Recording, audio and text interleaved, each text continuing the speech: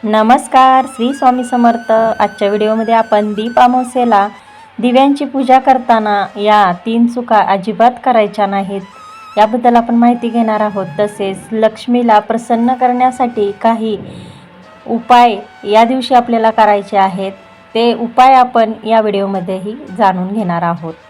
दीप अमावस्येला म्हणजेच आषाढ अमावस्येला दिव्यांची पूजा करताना नकळत होणाऱ्या काही चुकांमुळे पूजेचे पूर्ण फळ मिळत नाही आणि घरातील मांगल्य कमी होते. लक्ष्मीची कृपा मिळवण्यासाठी आणि घरातील नकारात्मकता दूर करण्यासाठी काही गोष्टी लक्षात ठेवणे अत्यंत आवश्यक आहे.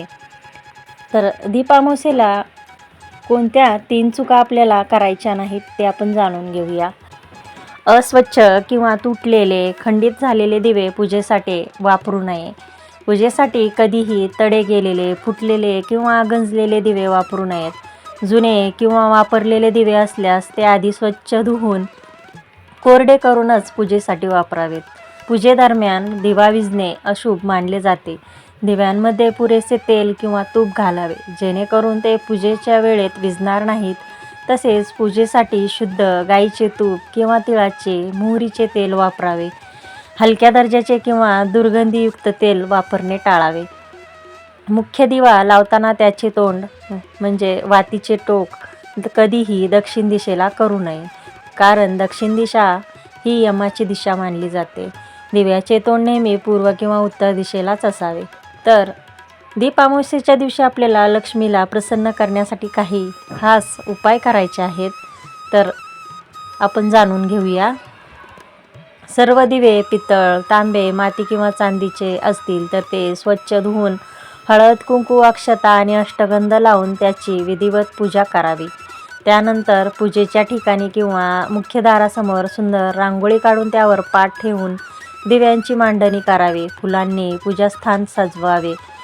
दिवा थेट जमिनीवर न ठेवता त्याच्या खाली तांदळाची छोटीशी रास म्हणजेच तांदळाचे आसन देऊन त्याच्यावर दिवे मांडावेत.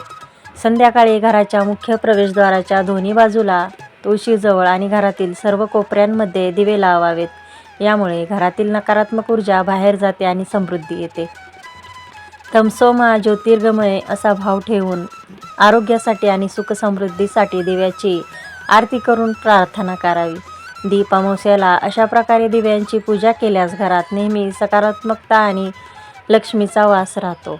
तर आजच्या व्हिडिओमध्ये आपण दीप अमावस्येला कोणत्या 3 चुका अजिबात करायच्या नाहीत आणि लक्ष्मी प्रसन्न करण्यासाठी काही खास उपाय करायचे आहेत याबद्दल आपण या व्हिडिओमध्ये माहिती घेतलेली आहे. तर ही माहिती आणि हा व्हिडिओ आवडला असेल तर लाईक, शेअर, सबस्क्राईब करायला विसरू नका आणि चॅनलवर जर नवीन असाल तर सबस्क्राईब करा. धन्यवाद. श्री स्वामी समर्थ.